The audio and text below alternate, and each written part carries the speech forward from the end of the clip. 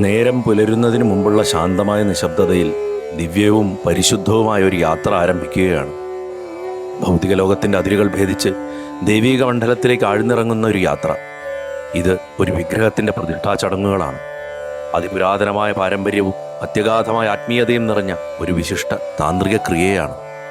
കേരളത്തിൻ്റെ സമ്പന്നമായ സാംസ്കാരിക മണ്ഡലത്തിൻ്റെ ഹൃദയഭാഗത്ത് ഒരു പുരാതന ദേവൻ്റെ കഥയുണ്ട്. ശ്രീ മഹാദേവന്റെയും ശ്രീപാർവതിയുടെയും പുത്രനായ വേട്ടയ്ക്കൊരു മകൻ. പാലക്കാട് ജില്ലയിലെ പെരുങ്ങോട്ടുകുറിശി പഞ്ചായത്തിലെ ബമ്മണൂർ ദേശത്ത് പ്രാചീനമായൊരു ഗ്രാമക്ഷേത്രത്തിൻ്റെ നവീകരണത്തിന് ശേഷം ക്ഷിപ്രപ്രസാദിയും ഭുവനരക്ഷകനുമായ ഭഗവാന്റെ നൂറ്റാണ്ടുകൾ പഴക്കമുള്ള ദാരുവിഗ്രഹം മാറ്റി പുതിയൊരു ലോഹവിഗ്രഹം പവിത്രമായ പ്രതിഷ്ഠാക്രിയകളിലൂടെ ചൈതന്യവത്താക്കി മാറ്റി തന്ത്രോക്തമായ നവീകരണ ക്രിയകളിലൂടെ പുനഃപ്രതിഷ്ഠിക്കാൻ പോകുന്നു. വരുന്ന 6 ദിവസങ്ങൾക്കുള്ളിൽ പ്രപഞ്ചത്തിൻ്റെ ജീവശക്തിയായ പരമാത്മചൈതന്യം പ്രകാശിച്ചു പ്രസാദിച്ചു നിൽക്കുന്ന ഭഗവാന്റെ ശരീരമായി ആ ലോഹവിഗ്രഹം രൂപാന്തരപ്പെടും. ആദ്യത്തെ 5 ദിവസങ്ങളിലെ ക്രിയകൾ കൊണ്ട് ആ ദേവചൈതന്യം അതിൻ്റെ ഏറ്റവും ഉയർന്ന തലത്തിലേക്ക് ഉയർത്തപ്പെടും. എന്നിട്ടാണ് 6-ാം ദിവസം പുതിയ ബിംബത്തിലേക്ക് ആവാഹിക്കപ്പെടുന്നത്. ഇതൊരു ചടങ്ങ് മാത്രമല്ല, ആത്മീയമായൊരു ഉണർവ്, ദൈവീകമായൊരു കൂട്ടായ്മയുടെ നിമിഷം. അത് മനുഷ്യനിർമ്മിതമായ ലോഹബിംബത്തിലേക്ക് ജീവൻ ശ്വസിക്കുകയും അതിനെ ജീവനുള്ള ദേവതയാക്കി മാറ്റുകയും ചെയ്യും. ക്ഷേത്രം എന്ന് പറഞ്ഞാൽ ക്ഷതാൽ ത്രായതേ ഇതി ക്ഷേത്രം എന്നാണ് സംസ്കൃതത്തിലുള്ള വചനം. അതാണ് ക്ഷയിക്കാത്തത് എന്താണോ അതാണ് ക്ഷേത്രം എന്ന് പറയുന്നത്. ഈ സംസ്കൃത പദത്തിൽ തന്നെ ക്ഷേത്രം എന്ന് പറയുന്നതിന് പല പല അർത്ഥങ്ങൾ പറയുന്നുണ്ട്. അതിലൊരു അർത്ഥമാണ് ക്ഷേത്രം എന്ന് പറയുമ്പോൾ വിളഭൂമി എന്ന് പറയുന്ന ഒരു ഭാഗം പറയുന്നുണ്ട് സംസ്കൃത പദത്തിൽ. ഈ വിളഭൂമി എന്ന് പറയുന്നത് ഐശ്വര്യത്തിന്, നാടിൻ്റെ അല്ലെങ്കിൽ കുടുംബത്തിൻ്റെ ഐശ്വര്യത്തിന് പ്രദാനം ചെയ്യുന്ന ഒരു സ്ഥലമാണ് വിളഭൂമി എന്ന് പറയുന്നത്. അതുകൊണ്ട് അതിനെ ക്ഷേത്രമായിട്ട് പറയപ്പെടുന്നു. നമ്മൾ ആരാധിക്കുന്ന ക്ഷേത്രങ്ങളെ, ആ ക്ഷേത്രം എന്ന് പറയുന്നതിൻ്റെ ഉദ്ദേശം ഒരു നാടിൻ്റെ ചൈതന്യത്തിനെ കാത്തു സൂക്ഷിക്കുന്ന ഒരു സ്ഥലമാണ് ക്ഷേത്രം. ആ ക്ഷേത്രം കൃത്യമായിട്ടും ഭംഗിയായിട്ടും നടന്നു കഴിഞ്ഞാൽ ആ ക്ഷേത്രം ആ സമൂഹത്തിലെ ആ നാടിന് ഐശ്വര്യങ്ങളാണ് ഉണ്ടാവുക. അതുകൊണ്ടാണ് നമ്മൾ ആരാധനാലയങ്ങളെ ക്ഷേത്രം എന്ന് പറയുന്നത്. ആരാധനയുടെയും ധ്യാനത്തിൻ്റെയും ആഘോഷത്തിൻ്റെയും സ്ഥലമായിട്ട് കാലാകാലങ്ങളായിട്ട് ഞങ്ങളൊക്കെ ചെറുപ്പകാലം തൊട്ട് തൊഴുതു വരാറുള്ള ക്ഷേത്രമാണ് ശ്രീ വേട്ടക്കരപ്പൻ്റെ ക്ഷേത്രം. ദേശക്കാരെ സംബന്ധിച്ച് ഈ ക്ഷേത്രത്തിൻ്റെ പ്രാധാന്യം വളരെ വളരെ വലുതാണ്. കാരണം ഈ ക്ഷേത്രം ഞങ്ങളുടെ ആത്മീയ ജീവിതത്തിൻ്റെ മൂലക്കല്ലാണ്. ഞാൻ ജനിച്ച അന്ന് മുതൽ എൻ്റെ അച്ഛൻ എന്നെ ആദ്യം പഠിപ്പിച്ചു തന്ന ചില ബാലപാഠങ്ങളിൽ ആദ്യത്തെ ആയിരുന്നു വേട്ടക്കരപ്പനോടുള്ള ആ ഒരു സ്നേഹവും അദ്ദേഹത്തോടുള്ള ഭക്തിയും. അച്ഛൻ നോട്ടത്ത് മുരളീധരൻ കഴിഞ്ഞ 36-37 വർഷങ്ങൾ, അതായത് അദ്ദേഹം 2018 മരിച്ചത്. അതിനു മുൻപ് 35 വർഷത്തോളം ഈ അമ്പലത്തിൻ്റെ അപ്കീപ്പിന് വേണ്ടിയിട്ട് മാക്സിമം പരിശ്രമിച്ചൊരു ആളാണ്. എപ്പോഴും എന്ത് പ്രശ്നങ്ങളുണ്ടെങ്കിലും എൻ്റെ അച്ഛൻ ആദ്യം വിളിക്കുന്നത് വേട്ടക്കരപ്പനെ തന്നെയാണ്. അപ്പോൾ ഞാൻ അത് കേട്ടിട്ടാണ് വളർന്ന് വന്നിരിക്കുന്നത്. കഴിഞ്ഞുപോയ കാലത്തേക്കും മുൻപുള്ള തലമുറകളിലേക്കും മൂർത്തമായിട്ടുള്ള ഒരു ബന്ധം കൂടി ഞങ്ങളുടെ ഈ ക്ഷേത്രത്തിനുണ്ട്. ഈ ക്ഷേത്രം മറ്റുള്ള ക്ഷേത്രങ്ങളെ സംബന്ധിച്ച് നോക്കുമ്പോൾ വളരെ പുരാതനവും അതേപോലെയുള്ളൊരു ആർക്കിടെക്ചറൊക്കെ ആയിട്ട് ഉള്ള ഒരു കൊച്ചു കാവാണ്. 450-500 വർഷത്തോളം പഴക്കമുണ്ടെന്നാണ് അറിയുന്നത്. റെക്കോർഡ്സൊന്നും നമുക്കറിയില്ല, പക്ഷേ അതിൻ്റെ ഒരു പഴയ ഇത് നോക്കിക്കഴിഞ്ഞാൽ നമുക്ക് അറിയാൻ പറ്റും ഏകദേശം ആ പഴക്കമുണ്ടെന്നുള്ളത്. അപ്പോൾ ഈ കഴിഞ്ഞ കുറച്ച് വർഷങ്ങളായിട്ട് ഈ അമ്പലത്തിൻ്റെ ആർക്കിടെക്ചറും അതിൻ്റെ ബിൽഡിംഗ് എല്ലാം എപ്പോൾ വേണമെങ്കിലും ജീർണിച്ച് മുഴുവനായിട്ട് വീണു പോകാം എന്നുള്ളൊരു സ്ഥിതിയിലേക്ക് കാര്യങ്ങളെത്തി.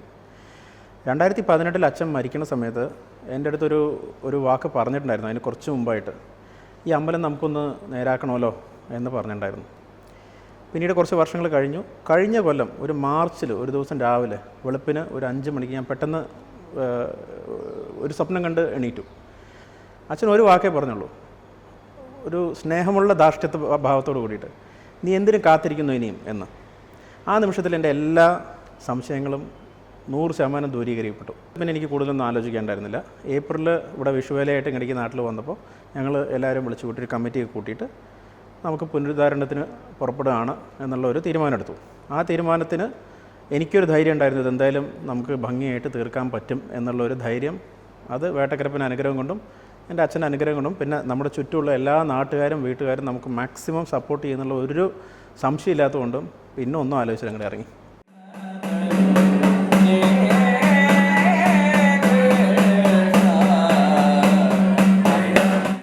ക്ഷേത്രജ്ഞനായ ദേവതാചൈതന്യത്തെ പുഷ്ടിപ്പെടുത്താനുള്ള കലശങ്ങൾ കേരള തന്ത്ര സമ്പ്രദായത്തിൽ 3 തരത്തിലാണ്: ദ്രവ്യകലശം, അഷ്ടബന്ധ കലശം, നവീകരണ കലശം. ഇവയോരോന്നും സാഹചര്യങ്ങൾക്കും സാമ്പത്തിക ശക്തി അനുസരിച്ചും വ്യത്യസ്ത ദിവസക്രമങ്ങളിൽ നടത്താറുണ്ട്.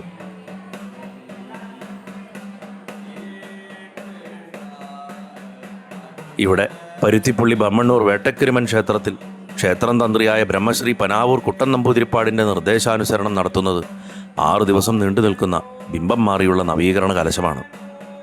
കാലപ്പഴക്കം കൊണ്ട് സാരമായ കേടുപാടുകൾ സംഭവിച്ചിട്ടുള്ള പുരാതന ദാരുവിഗ്രഹത്തെ മാറ്റി പുതിയ ലോഹവിഗ്രഹത്തെ പ്രതിഷ്ഠിക്കാനാണ് തന്ത്രി നിശ്ചയിച്ചിരിക്കുന്നത്.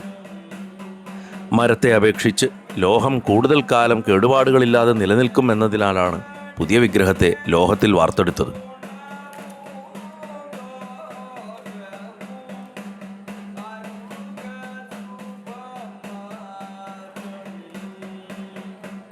ബഹുവേരം എന്ന വിധാനത്തിലാണ് ഇവിടുത്തെ പ്രതിഷ്ഠ.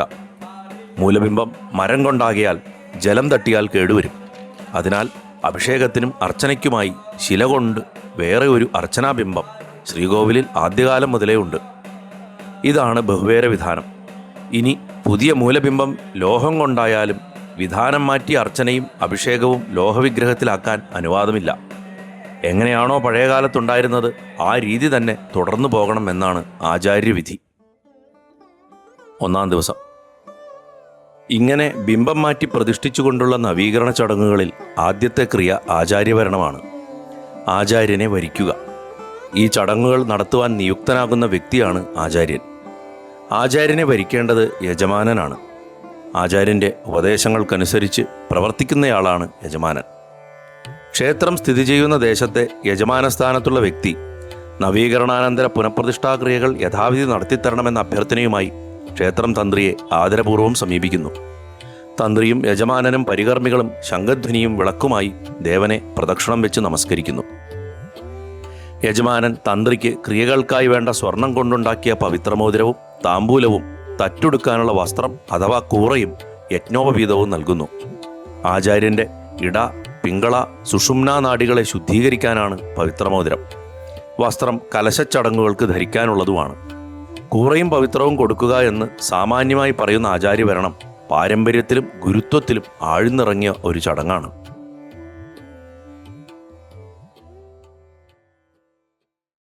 അതിനുശേഷം ആചാര്യൻ അങ്കുരാരോപണം അഥവാ മുളയിടൽ തുടങ്ങുന്നു. മുള എന്നാൽ വിത്ത് എന്നർത്ഥം. മന്ത്രപുരസ്സരം വിത്ത് വിതച്ചു മുളപ്പിച്ചെടുക്കൽ തന്നെയാണ് ഈ ചടങ്ങ്.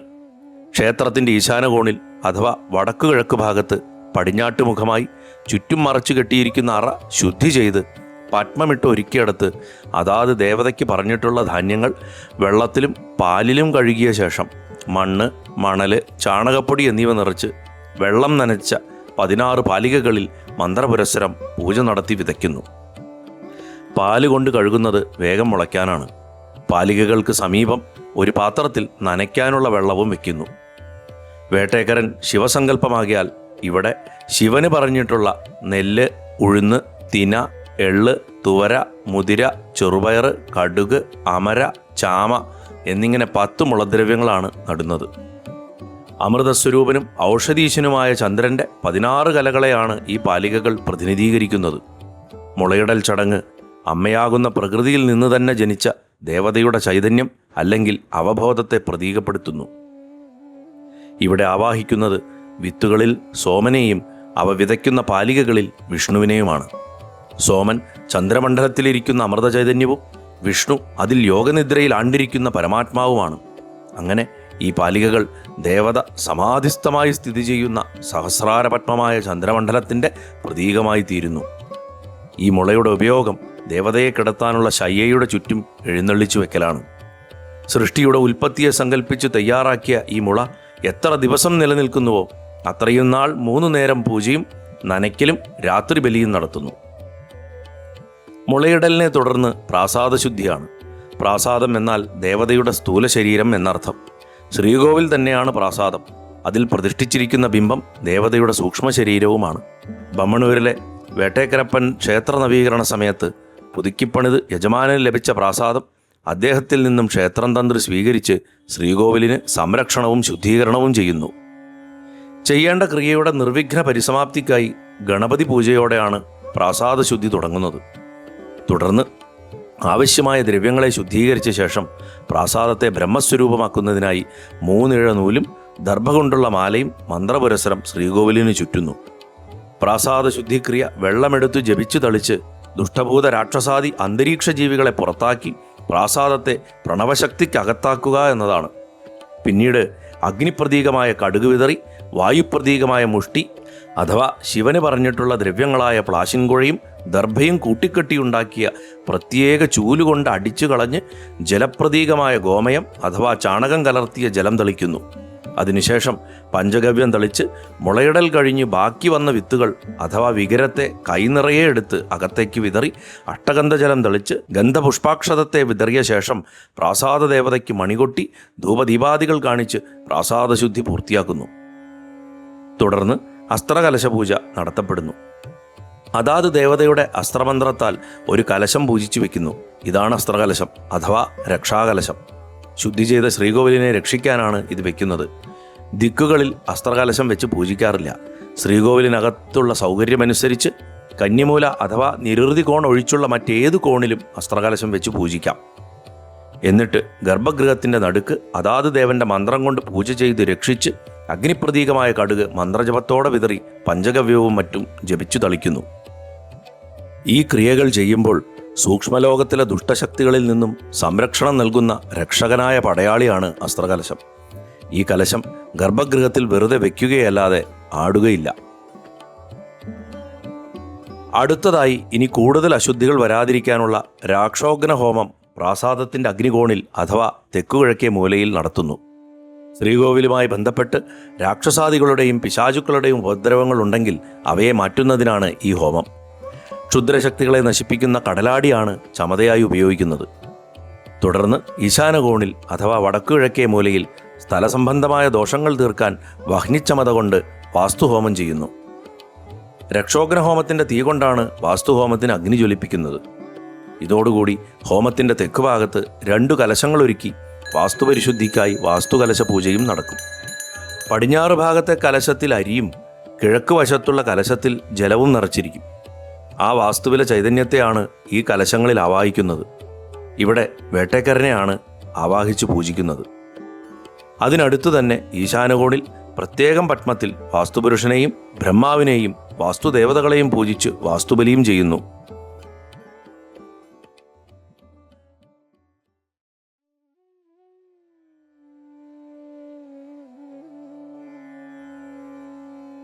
തുടർന്ന് ദുർനിമിത്തങ്ങൾ, രോഗം, അപമൃത്യു, ഗ്രഹദോഷങ്ങൾ എന്നിവ വരാതിരിക്കാനും സർവരക്ഷയ്ക്കും വേണ്ടി രക്ഷോഗ്നഹോമത്തിൻ്റെയും വാസ്തുഹോമത്തിൻ്റെയും സംവാദത്തെ മന്ത്രപുരസരം പ്രാസാദത്തിൽ എല്ലായിടത്തും സ്പർശിക്കുന്നു. അതിനുശേഷം ഗർഭഗൃഹത്തിനകത്ത് ചെന്ന് ഭഗവാന്റെ മുമ്പിലായിട്ട് ഗർഭഗൃഹത്തിനകത്ത് ആ ദേവചൈതന്യം കുടികൊള്ളുന്ന ദേവതാസ്ഥാനത്തെ അരി നിറച്ചതും ജലം നിറച്ചതുമായ 2 വാസ്തുകലശങ്ങൾ കൊണ്ട് അഭിഷേകം ചെയ്യുന്നു. അത് കഴിഞ്ഞാൽ വാസ്തുപുണ്യാഹം എന്ന ചടങ്ങാണ്. വാസ്തുവിനെ ഒരു വട്ടം കൂടി ശുദ്ധീകരിക്കുന്ന ക്രിയയാണിത്. പുണ്യാഹം എന്ന വാക്കിന് പുണ്യ ദിവസം എന്നാണ് അർത്ഥം. ശാന്തിയും പുഷ്ടിയും സമൃദ്ധിയും അവിഘ്നതയും മംഗളവും കർമ്മദേവതയുടെ പ്രീതിയും ആശംസിച്ച് കർമാനുകൂലമായ പുണ്യദിനത്തെയും സ്വസ്തിയെയും സമൃദ്ധിയെയും വീണ്ടും ആശംസിപ്പിച്ച് മന്ത്രങ്ങൾ ചൊല്ലി ജലം തെളിക്കുന്നു. ഇത് പഞ്ചഭൂതങ്ങളെയും ശുദ്ധീകരിച്ച് പരിപൂർണമായ ഭൗതിക ശുദ്ധിയും മന്ത്രധ്വനികളിലൂടെ അന്തരീക്ഷ ശുദ്ധിയും മന്ത്രദേവതാനുഗ്രഹത്താൽ മനഃശുദ്ധിയും കൈവരുത്തുന്നു. ഇതോടെ പ്രാസാദ ശുദ്ധിക്രിയകളെല്ലാം അവസാനിക്കുന്നു. 1-ാം ദിവസം അവസാനിക്കുമ്പോൾ അവസാന ചടങ്ങായ അത്താഴപൂജ ചെയ്യുന്നു. ദിവ്യമായ ഊർജവും ശാന്തിയും സംതൃപ്തിയും നിറഞ്ഞു നിൽക്കുന്ന വേട്ടേക്കരപ്പൻ്റെ ക്ഷേത്രം തുടർന്നുള്ള ദിവസങ്ങളിലെ ചടങ്ങുകൾക്കായി കാത്തിരിക്കുന്നു. യാത്ര തുടങ്ങിയിട്ടേയുള്ളൂ.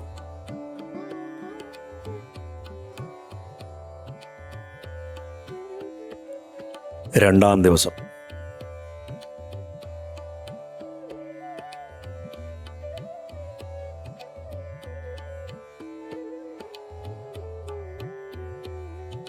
ഒന്നാം ദിവസത്തെ ചടങ്ങുകളിൽ ദേവന്റെ പരശരീരത്തെ ശുദ്ധീകരിച്ചു. ഇനി രണ്ടാം ദിവസത്തെ ചടങ്ങുകൾ ദേവന്റെ സ്ഥൂല ശരീരമാകുന്ന ബിംബത്തിൻ്റെ ശുദ്ധിക്രിയകളാണ്. ക്ഷാളനം അഥവാ കഴുകുക, പ്ലവണം അഥവാ മുക്കുക, സ്നാനം അഥവാ ശുദ്ധമാക്കുക, മാർജനം അഥവാ മന്ത്രപൂർവ്വം തളിക്കുക എന്നിങ്ങനെ 4 ചതുശുദ്ധികളും ധാരയും അവഗാഹകവും സേഖം അഥവാ പഞ്ചകവും കൂടിയതാണ് സപ്തശുദ്ധി വരുത്തുന്ന ബിംബശുദ്ധിക്രിയകൾ. ഇതിനുള്ള ചതുശുദ്ധി, ധാര, പഞ്ചഗവ്യം, പഞ്ചകം എന്നിങ്ങനെ കലശങ്ങൾ മണ്ഡപത്തിലോ ദേവന്റെ വലതുഭാഗത്തോ ആയിട്ടാണ് പൂജിക്കുക.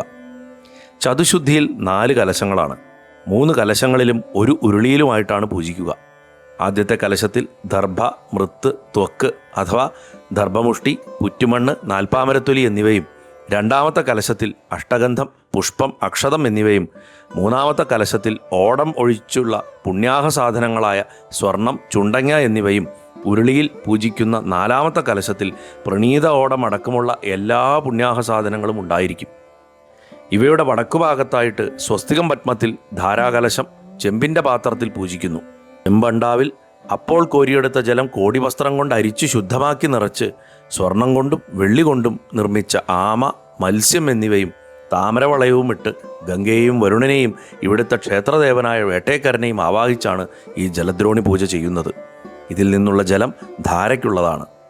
ഇവയോടൊപ്പം പഞ്ചഗവ്യ കലശവും 5 പഞ്ചക കലശങ്ങളും പൂജിക്കുന്നു. പശുവിൽ നിന്നുള്ള ഗോമൂത്രം, തുല്യ അളവിൽ ഗോമയം അഥവാ ചാണകവെള്ളം, അതിൻ്റെ 7 ഇരട്ടി പാല്, ഗോമൂത്രത്തിൻ്റെ 3 ഇരട്ടി തൈര്, ഗോമൂത്രത്തിൻ്റെ തുല്യ അളവിൽ നെയ്യ് എന്നിങ്ങനെ 5 അമൃതങ്ങൾ മേൽപ്പറഞ്ഞ ക്രമത്തിൽ ഓരോന്നിനും പ്രത്യേക മന്ത്രജപത്തോടെ ചേർത്തുണ്ടാക്കുന്ന പഞ്ചഗവ്യം നിറച്ചാണ് പഞ്ചഗവ്യ കലശം. തത്വങ്ങളെക്കൊണ്ട് സൃഷ്ടിക്കപ്പെട്ട് നിലനിൽക്കുന്നതാണ് ദേവന്റെ ശരീരം. അവയിലെ 5 പ്രധാന തത്വങ്ങളെ 5 കലശങ്ങളിൽ ആവാഹിച്ച് പൂജിക്കുന്നതിനെയാണ് പഞ്ചകം എന്ന് പറയുന്നത്.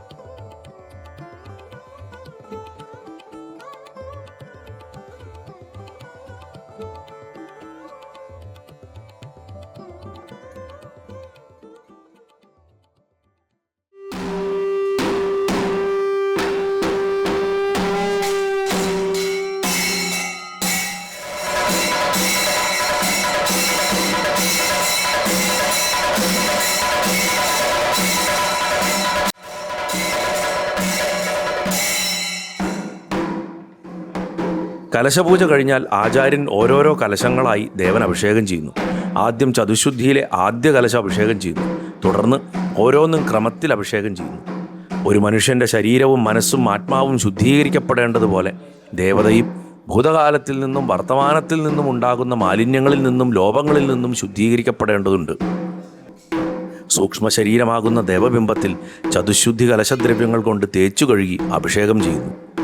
ചതുശുദ്ധിയിലൂടെ ലൗകിക ശുദ്ധി നേടിയ ദേവന്റെ ശിരസാകുന്ന സഹസ്രാരപത്മത്തിൽ ജലദ്രോണിയിലെ തീർത്ഥജലം ധാരാകിടാരത്തിലൂടെ ഋഗ്യജുസ്സാമ വേദമന്ത്രജപത്തോടുകൂടി ധാരയായി വീഴ്ത്തി അവിടെ നിന്നും സകല നാഡികളിലേക്കും ഒഴുക്കി അവയ്ക്ക് ബലം നൽകി ദേവന് ആന്തരികമായ മന്ത്രശുദ്ധി നൽകുന്നു.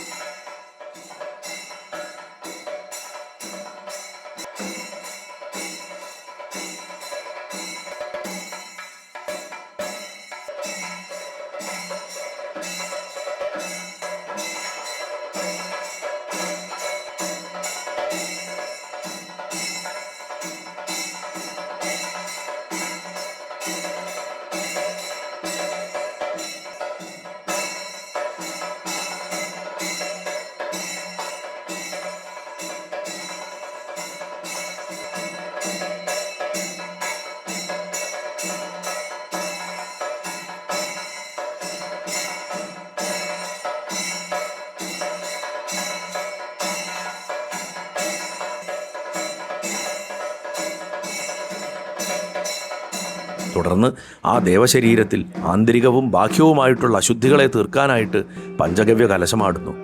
പഞ്ചഭൂത ഗുണങ്ങളുടെ പ്രാതിനിധ്യ സ്വഭാവമുള്ള പഞ്ചഗവ്യ കലശാഭിഷേകം കൊണ്ട് ദേവനിൽ ഭൂതസമ്പുഷ്ടി വരുത്തുന്നു. അതിനുശേഷം പഞ്ചക കലശാഭിഷേകമാണ്. ദേവന്റെ ശിരസ്, മുഖം, ഹൃദയം, ഗുഹ്യം, പാദം എന്നിവിടങ്ങളിൽ സ്ഥിതി ചെയ്യുന്ന ദേവശരീരത്തിലെ പ്രധാനപ്പെട്ട 5 തത്വങ്ങളെ അതാതു സ്ഥാനങ്ങളിൽ യോജിപ്പിക്കുന്നതാണ് 5 കലശങ്ങൾ കൊണ്ടുള്ള ഈ അഭിഷേകം.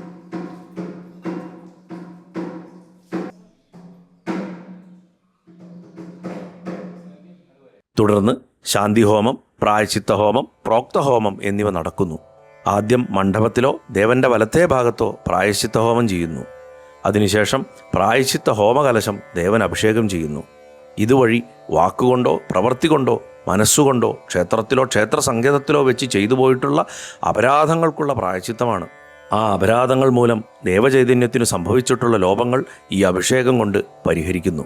തുടർന്ന് ജനന മരണാദി മഹാദോഷങ്ങൾ സ്ഥലത്തു സംഭവിച്ചതിൻ്റെ പരിഹാരമായി ദേവന്റെ തെക്കുഭാഗത്ത് അർദ്ധചന്ദ്രകുണ്ഡത്തിൽ പ്രോക്തഹോമം നടത്തുന്നു. ഇത് ശൈവമായി മാത്രമുള്ള ഹോമമാണ്. അതിനുശേഷം ദേവന്റെ ഈശാനകോണിൽ ശാന്തിഹോമവും ചെയ്യുന്നു. പ്രതിഷ്ഠാസമയത്ത് ആചാര്യനും യജമാനനും കൂടി ദേവന് ചെയ്യേണ്ടുന്നതായ നിത്യനൈമിത്യാദി കാര്യങ്ങൾ നിശ്ചയിച്ച് മുടക്കം കൂടാതെ നടത്തിക്കൊള്ളാം എന്ന് സത്യം ചെയ്തിട്ടുള്ളതിന് വിരുദ്ധമായി ആ കാര്യങ്ങൾക്ക് മുടക്കം സംഭവിക്കുകയാണെങ്കിൽ ദേവചൈതന്യത്തിന് ലോപം സംഭവിക്കുന്നു. ഇതിന് പരിഹാരമായിട്ടാണ് ശാന്തിഹോമം ചെയ്യുന്നത്. ഇനിയും ചെയ്യേണ്ടതായിട്ടുള്ള നായശാന്തി, ചോരശാന്തി എന്നീ 2 ഹോമങ്ങൾ സൗകര്യപരിമിതി മൂലം തൽക്കാലം ഇത്തവണ ചെയ്യേണ്ടതില്ല എന്നാണ് ക്ഷേത്രം തന്ത്രി നിശ്ചയിച്ചിട്ടുള്ളത്. ഹോമസമ്പാദം യോജിപ്പിച്ച കലശങ്ങൾ ദേവൻ അഭിഷേകം ചെയ്യുന്നതോടെ പ്രായശ്ചിത്താദി കർമ്മങ്ങൾ അവസാനിക്കുന്നു. വൈകുന്നേരം സാധാരണ പോലെ മുളപൂജ, ഭഗവതി സേവ എന്നിവ കഴിച്ച് അത്താഴപൂജയോടുകൂടി 2-ാം ദിവസം അവസാനിക്കുന്നു.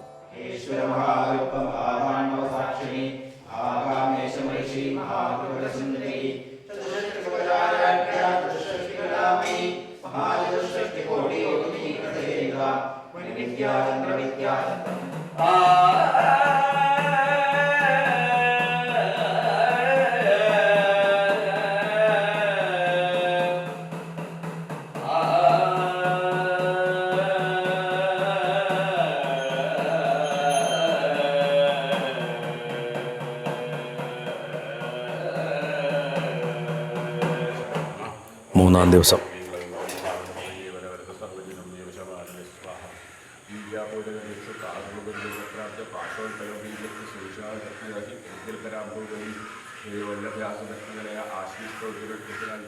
മൂന്നാം ദിവസം ദേവചൈതന്യത്തെ പൂർണ്ണതയിലേക്ക് എത്തിക്കുന്ന താന്ത്രിക ക്രിയകളാണ്. ആചാര്യൻ മണ്ഡപത്തിലിരുന്ന് മുന്നിൽ സജ്ജീകരിച്ചിട്ടുള്ള തത്വകുണ്ഡത്തിൽ സർവപ്രധാനമായ തത്വഹോമവും അതിനു വലത്തേ ഭാഗത്ത് തത്വകലശപൂജയും ചെയ്യുന്നു. അഗ്നിജനനത്തോടുകൂടി തത്വഹോമം തുടങ്ങുന്നു. ദേവന്റെ പരിപൂർണ ചൈതന്യത്തിനു വേണ്ടിയാണ് ഈ ഹോമം. ദേവന്റെ അംഗങ്ങൾ ജീവൻ, പ്രാണൻ, ബുദ്ധി, മനസ്സ്, അഹങ്കാരം എന്നിവയാലും പഞ്ചേന്ദ്രിയങ്ങളാലും പഞ്ചഭൂതങ്ങളാലും പഞ്ചതന്മാത്രകളാലും നിർമ്മിക്കപ്പെട്ടിരിക്കുന്നു. വേട്ടേക്കരൻ ശൈവചൈതന്യമാകിയാൽ 36 തത്വങ്ങളും 96 കലകളുമാണ്. പ്രതിഷ്ഠയ്ക്ക് ശേഷം കാലക്രമേണ ഈ തത്വങ്ങൾ ദുർബലമാവുകയും ദേവന്റെ ചൈതന്യത്തിൽ കുറവുണ്ടാകുകയും ചെയ്യാം. തത്വകലശപൂജയും ഹോമവും ദേവന്റെ എല്ലാ തത്വങ്ങളെയും കലകളെയും മുഖ്യപ്പെടുത്തുന്നു. പഴയ തത്വങ്ങളെ സംഹരിച്ച് പുതിയ തത്വങ്ങളെ സൃഷ്ടിച്ച് കലശത്തിൽ ലയിപ്പിച്ച് എഴുന്നള്ളിച്ച് അഭിഷേകം ചെയ്യുന്നതോടെ പൂർണ്ണ ചൈതന്യവർദ്ധനവ് വരുന്നു. ഈ സമയം തൊഴുന്നത് ഏറെ അനുഗ്രഹത്തെ നൽകുന്നു.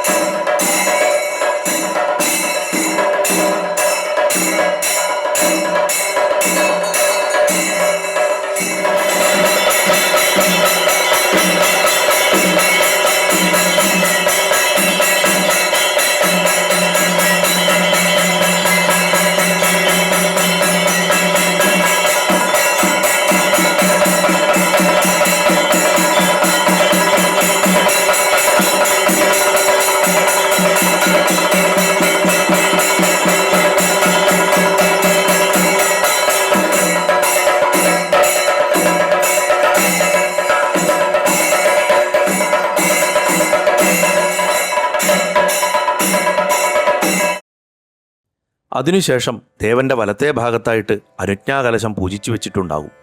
അനുജ്ഞ എന്നാൽ സമ്മതം. ദേവൻ്റെ സമ്മതത്തിനായിട്ട് പൂജിച്ചു വെക്കുന്ന കലശങ്ങളാണ് അനുജ്ഞാകലശം. അവയുടെ നടുക്ക് മഹാബ്രഹ്മകലശം പൂജിച്ചു വെച്ചിട്ടുമുണ്ടാകും. കലശങ്ങളുടെ സംഖ്യാനിയമം അനുസരിച്ച് ബ്രാഹ്മം, ദൈവീകം, മാനുഷം എന്ന ക്രമത്തിൽ പത്മമിടുന്നു. നടുക്കുള്ള കലശത്തെ ബ്രഹ്മകലശമെന്നും ചുറ്റുമുള്ളതിനെ പരികലശങ്ങൾ എന്നും പറയുന്നു. വേട്ടേക്കരനാകെ 17 ഖണ്ഡങ്ങളായാണ് ബ്രഹ്മകലശ ക്രമീകരണം. കേന്ദ്രം ജീവശക്തിയായ ബ്രഹ്മമാണ്. പ്രധാന തത്വമായ ജീവനെ ആവാഹിച്ചു വെച്ചിരിക്കുന്നത് ബ്രഹ്മകലശത്തിലാണ്. മറ്റു തത്വങ്ങളെ പരികലശങ്ങളിൽ ആവാഹിച്ചു പൂജിച്ചു വയ്ക്കുന്നു.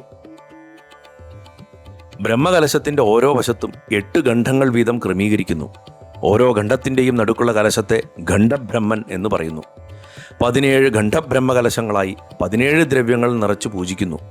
പാല്, തൈര്, തേൻ, പുഷ്പങ്ങൾ, ഫലങ്ങൾ, അഷ്ടഗന്ധം, ആവാഹനത്തിലൂടെ സൃഷ്ടിക്കപ്പെട്ട 8 മഹാസമുദ്രങ്ങളിലെ ജലം എന്നിങ്ങനെ വ്യത്യസ്ത ദ്രവ്യങ്ങളാണ് നിറയ്ക്കുന്നത്. പരികലശങ്ങളിൽ ജലദ്രോണി പൂജയിലൂടെ ശുദ്ധീകരിക്കപ്പെട്ട ജലവും നിറയ്ക്കുന്നു. വൈകിട്ട് അധിവാസഹോമം, മുളപൂജ, ഭഗവതി സേവ, കലശാധിവാസം, അത്താഴപൂജ എന്നിവയാണ് പ്രധാന ചടങ്ങുകൾ. പൂജിച്ചു വെച്ചിരിക്കുന്ന കലശങ്ങളെ പിറ്റേന്ന് അഭിഷേകം ചെയ്യുന്നതുവരെ അശുദ്ധി വരാതെ അധിവാസഹോമ സംവാദം സ്പർശിച്ച് വസ്ത്രങ്ങളാൽ മൂടി ഈ കലശങ്ങളെല്ലാം ഒന്നായി സങ്കല്പിച്ച് അധിവസിക്കുന്നു. ബ്രഹ്മകലശ പൂജ പോലെ തന്നെ ഗൗരവമുള്ള ക്രിയയാണ് അധിവാസവും. അധിവാസം ചെയ്തു വെച്ചിരിക്കുന്ന കലശങ്ങളിലെ ജലം ശുദ്ധമായി ഭവിപ്പിക്കണമെന്ന് ആചാര്യൻ യജമാനനോട് കൂടി നിന്ന് ദേവനോട് പ്രാർത്ഥിക്കുന്നു. ഇതോടെ 3-ാം ദിവസത്തെ ചടങ്ങുകൾ സമാപിക്കുന്നു. 4-ാം ദിവസം. 4-ാം ദിവസം രാവിലെ അധിവസിച്ചു മൂടിയിട്ട കലശങ്ങളെ ആചാര്യൻ ഈ കലശങ്ങളെല്ലാം വേറെയായി എന്ന് സങ്കല്പിച്ച് അധിവാസം വിടർത്തി പൂജ ചെയ്യുന്നു. ഇതിനുശേഷം ആ കലശങ്ങളെ ദേവന് അഭിഷേകം ചെയ്യുന്നു. 3-ാം ദിവസം തത്വഹോമം വഴി പുനഃസൃഷ്ടിച്ച് തത്വകലശാഭിഷേകം വഴി ദേവനിൽ ചേർത്ത പുതിയ തത്വങ്ങൾക്ക് ഉൽപ്പത്തി അഥവാ ജീവസുണ്ടാക്കുവാനാണ് 4-ാം ദിവസത്തെ ഈ അനുജ്ഞാ കലശാഭിഷേകം. ദേവചൈതന്യത്തെ വീണ്ടെടുക്കലാണിത്.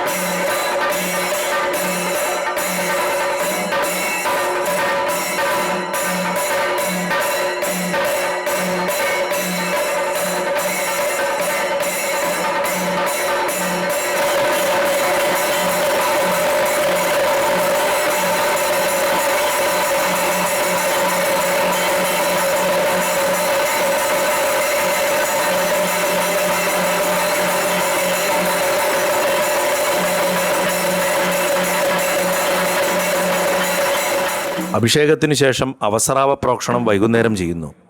ഭഗവാൻ അഭിഷേകം ചെയ്തതിനു ശേഷം കലശങ്ങളിൽ ബാക്കി വന്ന ശേഷജലം ഒരു പാത്രത്തിലാക്കിയിട്ട് പരിവാരങ്ങൾക്ക് മുഴുവൻ തളിച്ച് അവരുടെയും ചൈതന്യത്തെ വർദ്ധിപ്പിക്കുന്നു.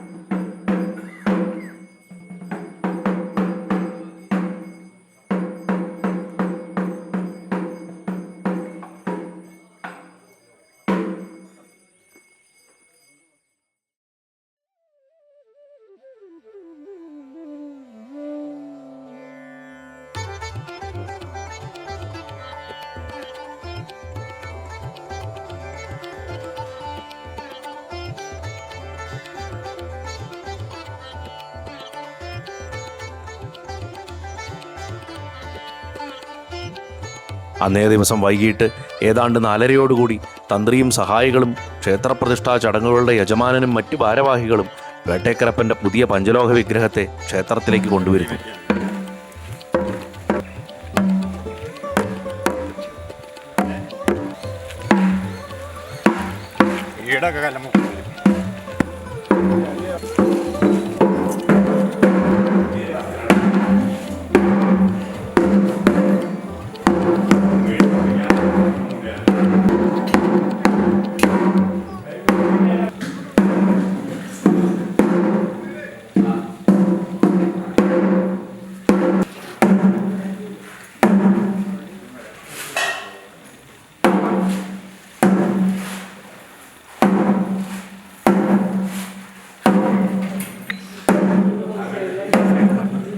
സൈഡിലേക്ക് പശുവിനെ കാണണത്ര ഇങ്ങോട്ട് നിന്നോ എല്ലാവരും.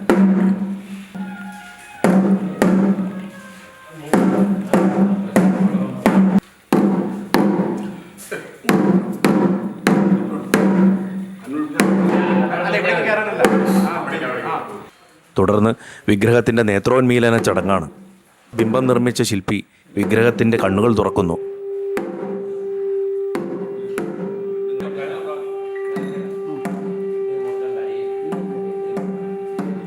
പശുക്കിടാവിനെ കണി കാണിക്കുന്നു.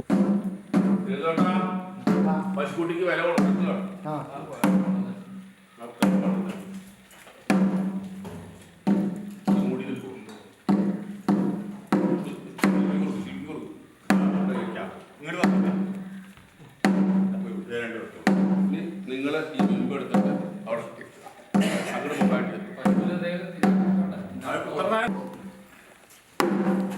രണ്ട് ഭാഗത്തും പിടിക്കും. പൊങ്ങട്ടെ പൊങ്ങട്ടെ. ചവിട്ടിക്കോളൂ കേട്ടാ. ചവിട്ടാ കുഴപ്പമില്ല. കൊണ്ട് കിടത്തി നിർത്തിയിരുന്നു കേട്ടോ.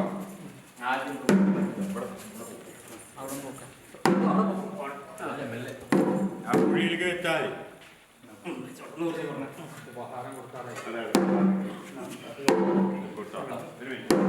അതിനെ പിടിച്ചോളൂ. കറക്റ്റല്ലേ കുറ്റി? ആ ഇനി വിട്ടോളൂ.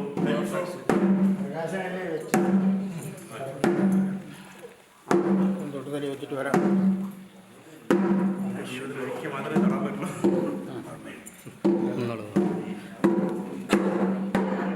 അതിനുശേഷം ബിംബപരിഗ്രഹമാണ്. പ്രതിഷ്ഠാ ചടങ്ങുകളുടെ യജമാനൻ വസ്ത്രം, വെറ്റില, ദക്ഷിണ എന്നിവ സമർപ്പിച്ച് ശില്പിയിൽ നിന്നും വിഗ്രഹം ഏറ്റെടുക്കുന്നു. ഈ സമയത്ത് ഹ്രസ്വവും അമൂല്യവുമായ ഏതാനും നിമിഷത്തേക്ക് സന്നിഹിതരായ എല്ലാവർക്കും വിഗ്രഹം തൊടാൻ അനുവാദമുണ്ട്. തുടർന്ന് യജമാനൻ തന്ത്രിക്കും ആചാര്യനും വിഗ്രഹം ഔപചാരികമായി കൈമാറുന്നു. തല വിടരുത്. ഞാൻ പറഞ്ഞു വിടാൻ പാടുള്ളൂ. ഇനി വിട്ടോളൂ വിട്ടോളൂ. ഞാൻ പറഞ്ഞ കേട്ടില്ലേ? കേട്ടു. അതിനുശേഷം ബിംബശോധന ചെയ്യുന്നു. വിഗ്രഹത്തെ ശുദ്ധീകരിക്കുന്ന ചടങ്ങാണിത്. വേട്ടേക്കരൻ ശൈവചൈതന്യമാകിയാൽ ശിവന് പറഞ്ഞിട്ടുള്ള ശോധനദ്രവ്യങ്ങളായ നെയ്യ്, തേൻ, ഇരിപ്പ, പ്ലാശ്, വാക, പ്ലാവ്, മാവ്, അരയാൽ, പേരാൽ, അത്തി എന്നിവയുടെ തൊലികൾ, പർവ്വതം, പുറ്റ്, ആനക്കൊമ്പ് കൊണ്ട് കുത്തിയത്, കാളക്കൊമ്പ് കൊണ്ട് കുത്തിയത്, യാഗവേദി, പുഴ, തീർത്ഥം, നാൽക്കവലക്കൂട്ടം എന്നിവയിലെ മണ്ണുകൾ, 7 തൊലികളും ചാണകവും കൂട്ടിച്ചുട്ട ഭസ്മം, ചെറുപയർ, മഞ്ഞൾ, യവം, ശാലി, ഗോതമ്പ്, സ്വർണം എന്നിവയുടെ ചൂർണങ്ങൾ, അഷ്ടഗന്ധജലം എന്നിവയെ കൊണ്ടാണ് ബിംബശോധന ചെയ്യേണ്ടത്.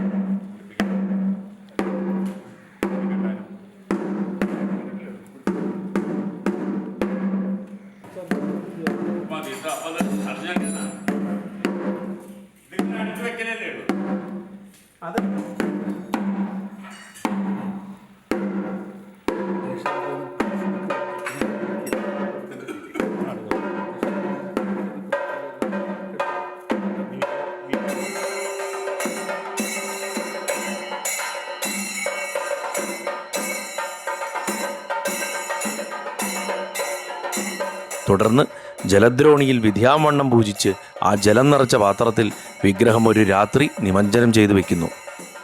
ഒരു വെള്ള വസ്ത്രം കൊണ്ട് മൂടി വയ്ക്കുകയും ചെയ്യുന്നു. ശേഷിക്കുന്ന എല്ലാ മാലിന്യങ്ങളും നീക്കുവാനാണിത്. ജലാധിവാസം എന്നാണ് ഈ ചടങ്ങിനെ പറയുന്നത്.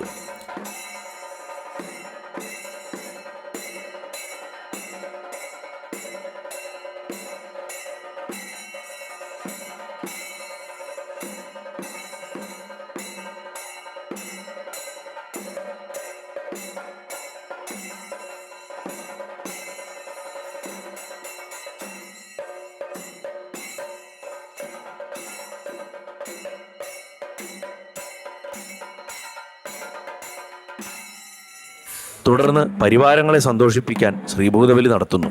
ഇതോടെ നവീകരണ കലശത്തിൻ്റെ ഒരു ഘട്ടം അവസാനിക്കുന്നു.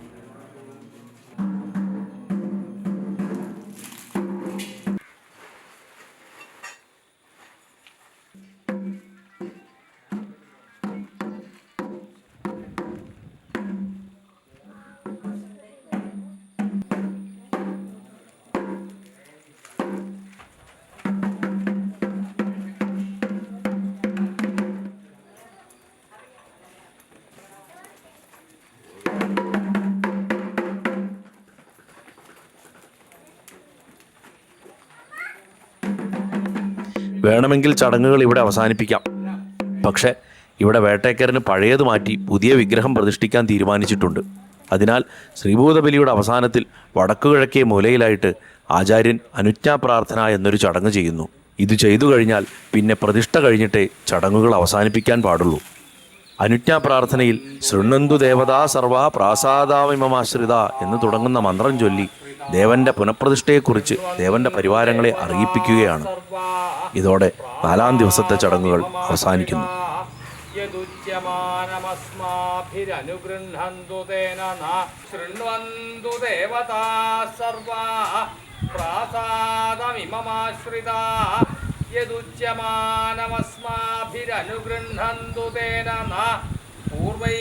പൂർവം കൃതമിതം ദേവാലയമസാരവൽ പ്രാപ്തം കാലവശാത് ഭൂയോ വയന്തൽ കർത്തുമുദ്യതാ കാലേനൈതാവതാ ഭൂയ പ്രാസാദേസ്മിൻ പുനർനവേ പ്രാപയാമോ വയം സത്യം തദനുജ്ഞാതു പരിഹത.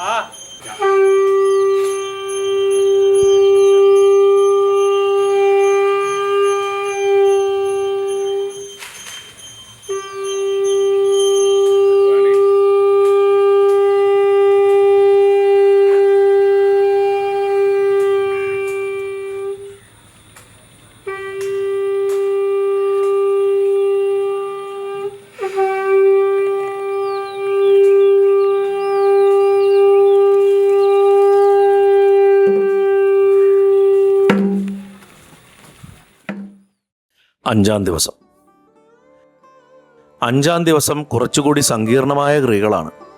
പതിവ് പോലെ ഗണപതി ഹോമം, മുളപൂജ, ഉഷപൂജ, ജലദ്രോണി പൂജ എന്നിങ്ങനെ ആരംഭിക്കുന്ന 5-ാം ദിവസമാണ് സംഹാരതത്വ പൂജ, സംഹാരതത്വ ഹോമം, കുംഭേശ കർക്കരീ കലശ പൂജ, നിദ്രാകലശ പൂജ, ശയ്യാവിദ്വേശ്വര കലശ പൂജ, ശിരസ്തത്വ ഹോമം എന്നിവയെല്ലാം ക്രമത്തിൽ നടക്കുന്നത്. സംഹാരതത്വകുണ്ടത്തിൽ അഗ്നിജനനം, ഹോമം, സംഹാരതത്വ കലശപൂജ എന്നിവ അതിവിശേഷമായ താന്ത്രിക ക്രിയകളാണ്. ക്ഷേത്ര മതിൽക്കകം മുഴുവൻ വ്യാപിച്ചിരിക്കുന്ന എല്ലാ ദേവചൈതന്യവും പരിവാര ചൈതന്യ സഹിതം സംഹാരതത്വം ഹോമം മുഖേന സംഹാരക്രമത്തിൽ ഹോമിച്ച് സർവ്വചൈതന്യത്തെയും ദേവങ്കലേക്ക് ചുരുക്കുന്നു.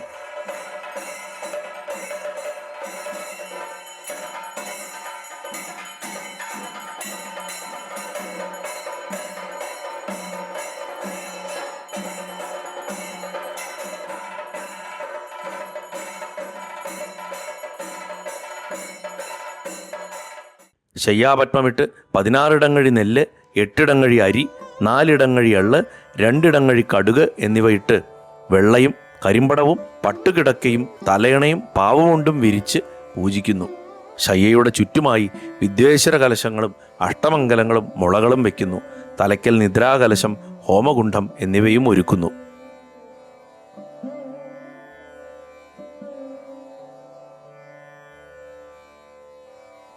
ജീവകലശത്തോടൊപ്പം പുതിയ വിഗ്രഹവും കിടത്താനുള്ള ശയ്യയെ പൂജിക്കുന്നു. അതിനുശേഷം വിദ്വേശ്വര കലശ പൂജയാണ്. 8 കലശങ്ങളെ ജീവകലശത്തിൻ്റെയും വിഗ്രഹത്തിൻ്റെയും 8 രക്ഷകന്മാരായി ശയ്യയ്ക്ക് പുറത്ത് പൂജിക്കുന്നു.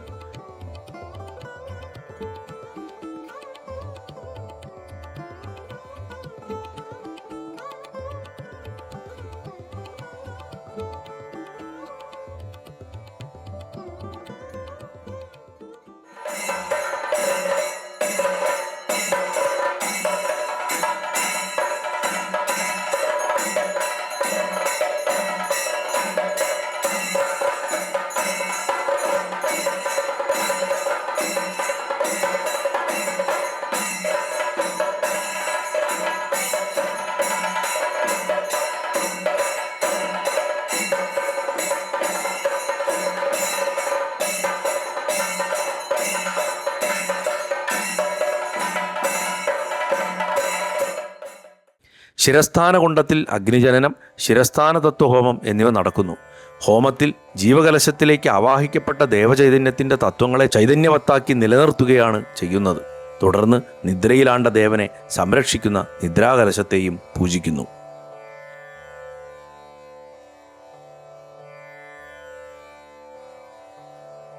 ബിംബത്തിങ്കൽ പായസപൂജ, നാഡീസന്ധാന പൂജ, ഹോമകുണ്ഡത്തിൽ പായസഹോമം, വൈശ്യം തൂവുക എന്നിവയ്ക്ക് ശേഷം സംഹാരതത്വകലശം എഴുന്നള്ളിച്ച് ബ്രാഹ്മണർക്ക് ദാനം ചെയ്ത് അനുവാദം വാങ്ങി ജനപദാനുമതി, ഊരാള പ്രാർത്ഥന എന്നിവ ചെയ്തു ദേവൻ്റെ പരിവാരങ്ങളോടും ദേവനോടും അനുമതി വാങ്ങി സത്യം ചെയ്ത ശേഷം സംഹാരതത്വകലശം അഭിഷേകം ചെയ്ത് ആചാര്യൻ ധ്യാനസങ്കോചം എന്ന മഹത്തായ ക്രിയയിലൂടെ സർവ്വചൈതന്യത്തെയും ഒരു തിരുനാളം കണക്കെ ദേവഹൃദയത്തിലേക്ക് ആവാഹിച്ചാക്കുന്നു.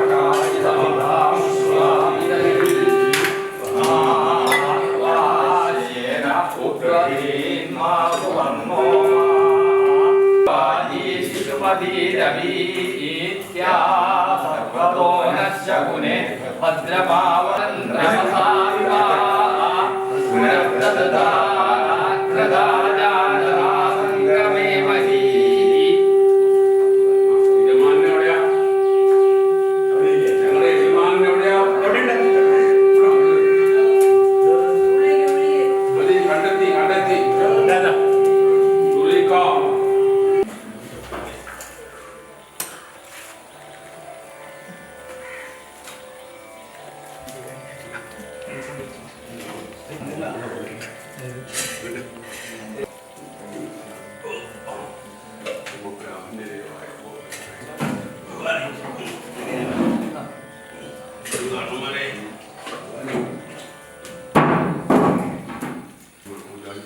പൂജാബിംബമിദം ശംഭോ സ്ഥാപിതം പൂർവസൂരിഭിः അനേന ദൂഷണേനാദ്യ ശൂഷിതം ചേന വർത്തതേ ദുഷ്ടബിംബസ്യ ചോദ്ധാര കർത്തവ്യ ഇതി ശാസനം ആഗമസ്യ വയം കർത്തും വ്യവസായമുപാസ്മഹേ അത്രേതയ്യതി കർത്തവ്യം ആഗമാർത്ഥതയാ ഭവേത് ഭവന്തോ നോനുജാനന്തു ഭവേമാജ്ഞാകരാവയം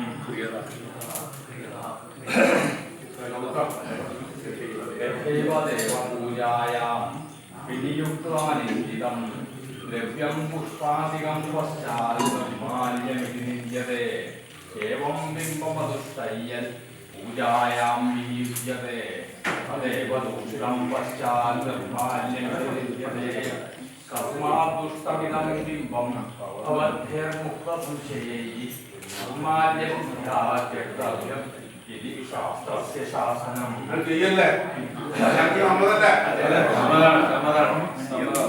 കിയന്തം കാലമത്രേശ പ്രവാസവസതിംബസേ ആസാദുദ്ധം ദ്വാദശാബ്ദാ കാലാവചിസ്മൃതാ നാർവാദുഃഖം ക്ലേശവാസം പരമേശ്വരോനുമന്യതേ.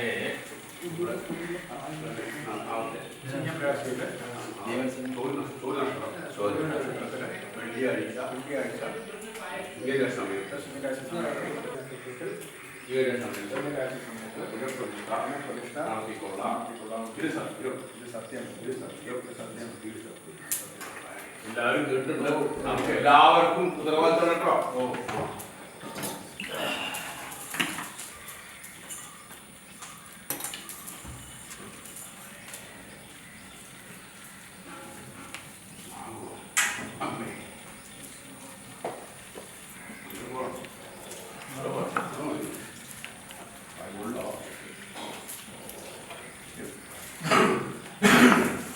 ശൃണ്വന്തു ദേവതാ സർവാ പ്രാസാദമിമമാശ്രിതാ യദുച്യമാനമസ്മാഭിരനുഗൃഹന്തു തേന പൂർവൈഃ പൂർവം കൃതമിദം ദേവാലയമസാരവൽ പ്രാപ്തം കാലവശാത് ഭൂയോ വയം തൽ കർത്തുമുദ്യതാഃ കാലേനൈതാവതാ ഭൂയ പ്രാസാദേസ്മിൻ പുനർനവേ പ്രാപയാമോ വയം സത്യം ശൃണ്വന്തു ദേവതാ സർവാ പ്രാസാദമിമമാശ്രിതാ യദുച്യമാനമസ്മാഭിരനുഗൃഹന്തു തേന പൂർവൈഃ പൂർവം കൃതമിദം ദേവാലയമസാരവൽ പ്രാപ്തം കാലവശാത് ഭൂയോ വയം തൽ കർത്തുമുദ്യതാഃ കാലേനൈതാവതാ ഭൂയ പ്രാസാദേസ്മിൻ പുനർനവേ പ്രാപയാമോ വയം സത്യം ശൃണ്വന്തു ദേവതാ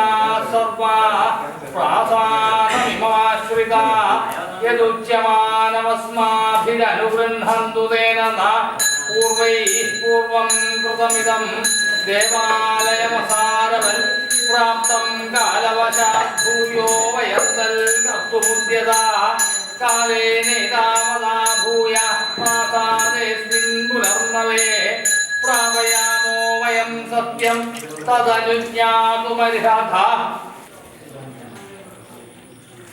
ഭഗവൻ വാസ്ത്വഭിനവം ബിംബം വാ തവ ശോഭനം കാരയിഷ്യന്തി തേ ഭക്താഃ തദനുജ്ഞാതുമർഹസി ക്ലേശവാസസ്ത്വയാ ദേവാ രോചനീയോൽപഗേ ഗൃഹേ യാവന്നവം ശുഭം കൃത്വാ പുനഃ സംസ്ഥാപയാമഹേ ജീർണം ബിംബമിദം ദേവാ സർവദോഷാവഹം നൃണാം അസ്യോദ്ധാരേ കൃതേ ശാന്തിരിത്യേവം ഭാഷിതം ത്വയാ തത്ത്വയാധിഷ്ഠിതം ദേവ ഉദ്ധരാമി തവാജ്ഞയാ തദുപക്രാന്തമസ്മാഭിः തദനുജ്ഞാതുമർഹസി.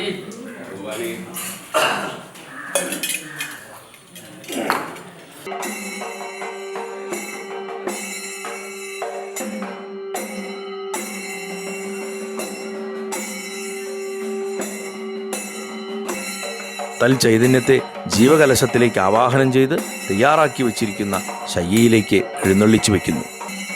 പഴയ വിഗ്രഹം ഉപേക്ഷിക്കുന്നതിനും എന്തെങ്കിലും തെറ്റുകൾ സംഭവിച്ചിട്ടുണ്ടെങ്കിൽ അവയ്ക്ക് പ്രായശ്ചിത്തമായും ദുർവാശാന്തി ഹോമം നടത്തുന്നു.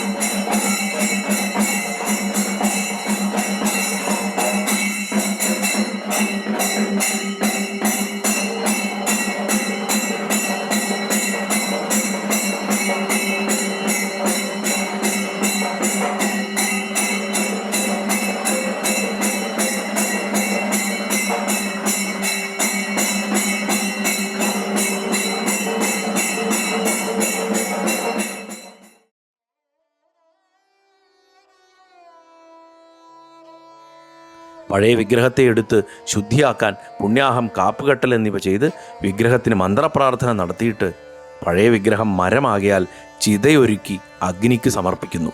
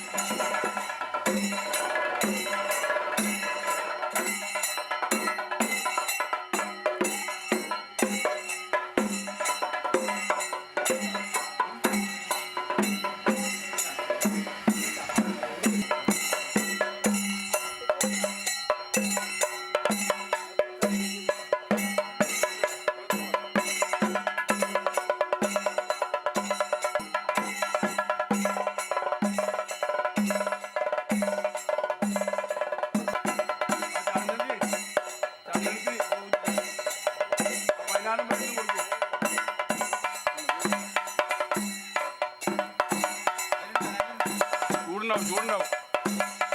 കൗത്തി പോട്ട് കൗത്തി.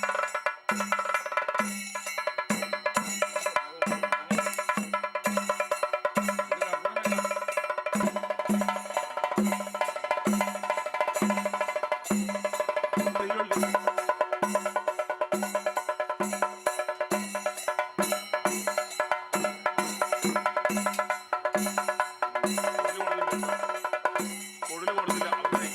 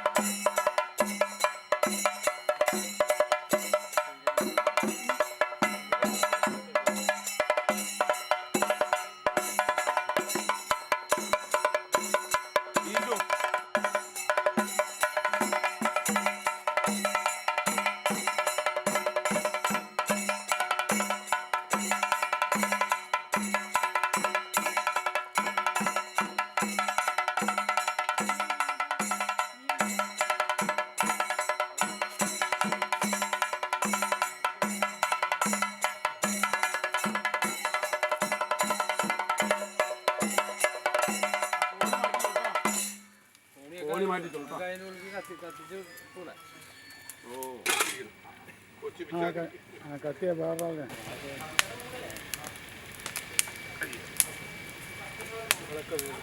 400 വർഷത്തോളം നമുക്കൊക്കെ ചൈതന്യം തന്ന ഭഗവാൻ അങ്ങനെ യാത്ര ചെയ്യും.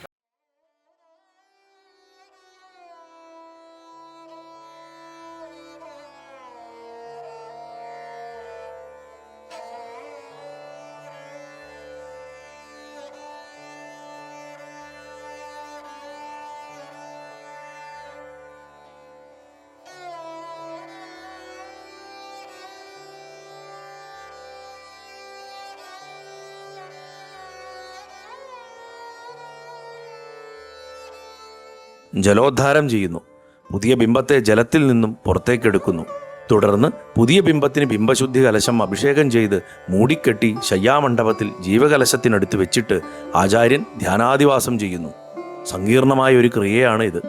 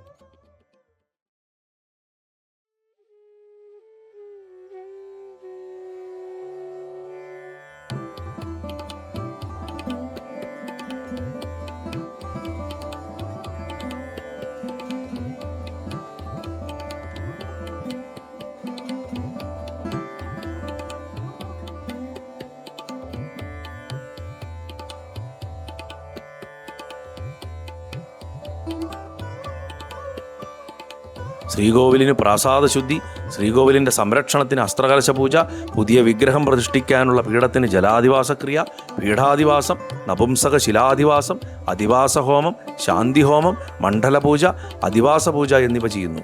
ഇങ്ങനെ പ്രതിഷ്ഠാ ചടങ്ങുകളുടെ 5-ാം ദിവസം സമാപിക്കുന്നു.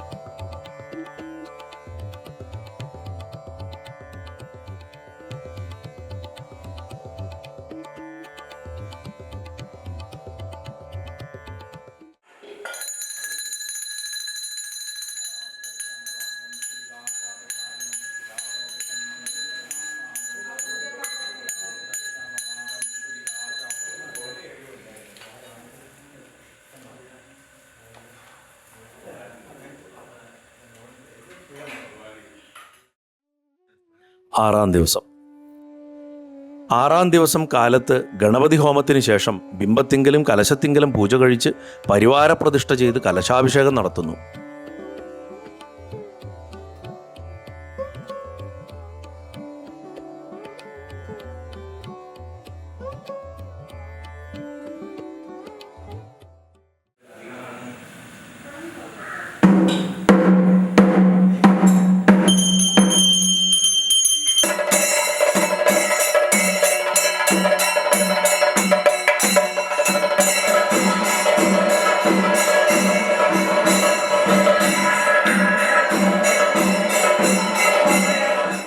പകൽ ഏകദേശം 10 മണിയോടുകൂടി പ്രാസാദ പ്രതിഷ്ഠ, നപുംസക ശിലാപ്രതിഷ്ഠ, രഥന്യാസം, ബീജന്യാസം, ധാതുന്യാസം, ലോഹന്യാസം എന്നിവ ചെയ്ത് പീഠപ്രതിഷ്ഠ ചെയ്യുന്നു. മധ്യാഹ്നത്തോടെ ബിംബവും കലശാദികളും ശ്രീകോവിലിലേക്ക് എഴുന്നള്ളിച്ച് പരാവാഹന, അവസ്ഥാവാഹന, മന്ത്രാവാഹന എന്നിവ പൂർത്തീകരിച്ച് ബിംബപ്രതിഷ്ഠ ചെയ്യുന്നു.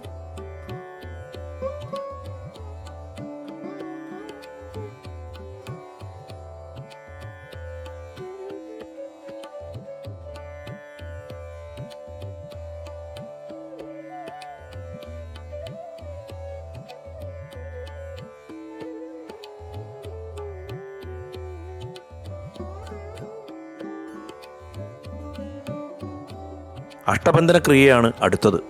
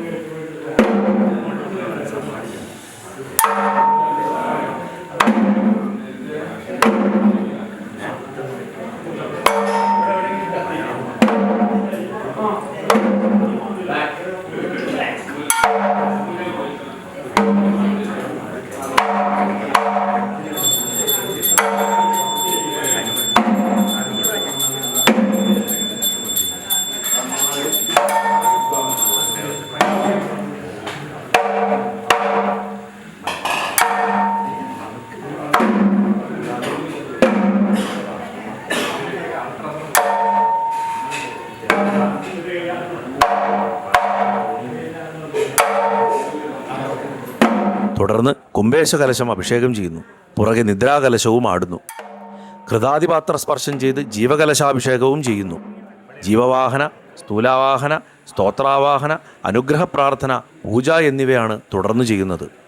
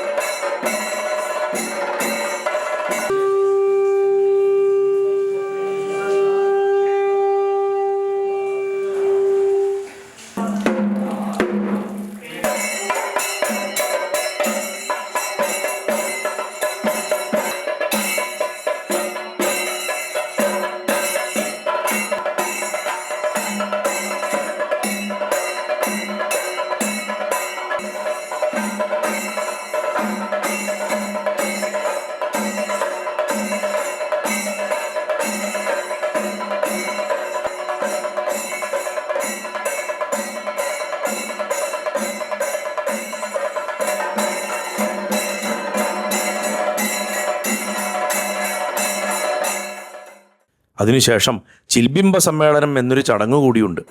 ഇതിൻ്റെ ഭാഗമായി വേട്ടക്കരപ്പൻ ക്ഷേത്രത്തിൽ ശ്രീകോവിലിൻ്റെ താഴികക്കുടത്തിൽ കുംഭാഭിഷേകം ചെയ്യുകയുമുണ്ടായി.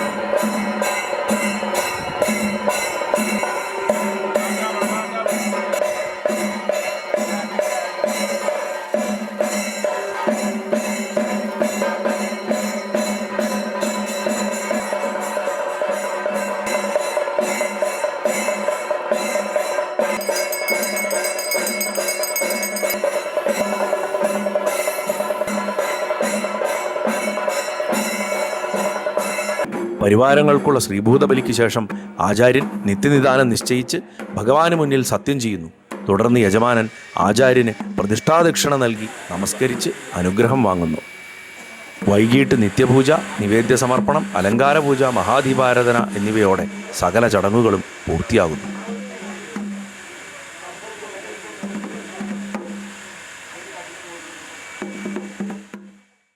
സൂര്യൻ അസ്തമിച്ചിരിക്കുന്നു. ക്ഷേത്ര ശ്രീകോവിലിൽ ഭഗവാൻ ജ്വലിച്ചു നിൽക്കുന്നു. നമ്മൾ ഇന്നലെ കണ്ട ലോഹവിഗ്രഹം ഇപ്പോൾ വെറുമൊരു ലോഹപ്രതിമയല്ല, ഒരു ജീവനുള്ള ദേവതയാണ്. ഈശ്വരീയ പ്രകാശത്തിൻ്റെയും സ്നേഹത്തിൻ്റെയും കരുണയുടെയും അനുഗ്രഹത്തിൻ്റെയും സംരക്ഷണത്തിൻ്റെയും വിളക്കുമാടമാണ്. പരമോന്നതമായ ജീവൻ അതിൻ്റെ ഭവനം കണ്ടെത്തിയിരിക്കുന്നു. ക്ഷേത്രം അതിൻ്റെ ദിവ്യശക്തിയാൽ പ്രകാശിക്കുന്നു. സുദീർഘമായൊരു യാത്ര അവസാനിച്ചു എന്ന് പറയാം. എന്നാൽ വാസ്തവത്തിൽ ആ യാത്ര ആരംഭിച്ചിട്ടേയുള്ളൂ. എന്തെന്നാൽ ഇപ്പോൾ ഉണർന്നിരിക്കുന്ന വിഗ്രഹം നമ്മുടെ എല്ലാവരുടെയും ഉള്ളിൽ വസിക്കുന്ന പരബ്രഹ്മ ചൈതന്യത്തിൻ്റെ സ്ഫുരണമായ വിശ്വാസത്തിൻ്റെയും ഭക്തിയുടെയും പ്രകാശമായി തുടർന്നും വർത്തിക്കും. ഇത് പരിവർത്തനത്തിൻ്റെ ഒരു യാത്രയാണ്, ഉണർവിൻ്റെ യാത്രയാണ്, ഭഗവാന്റെ ഹൃദയത്തിലേക്കുള്ളൊരു യാത്രയാണ്. രാത്രി വീഴുമ്പോൾ ക്ഷേത്രം അതിൻ്റെ ചുവരുകൾക്കുള്ളിൽ വിടർന്ന പവിത്രമായ ചടങ്ങുകളുടെ നിശബ്ദ സാക്ഷ്യമായി നിലകൊള്ളുന്നു. ഇരുട്ടിൽ വെളിച്ചത്തിൻ്റെ ഒരു വിളക്ക് നമ്മുടെ എല്ലാം ഉള്ളിൻ്റെ ഉള്ളിൽ അന്തര്യാമിയായി വസിക്കുന്ന ആ മഹാസാന്നിധ്യത്തിൻ്റെ പ്രതീകമായി ജ്വലിച്ചു നിൽക്കുന്നു.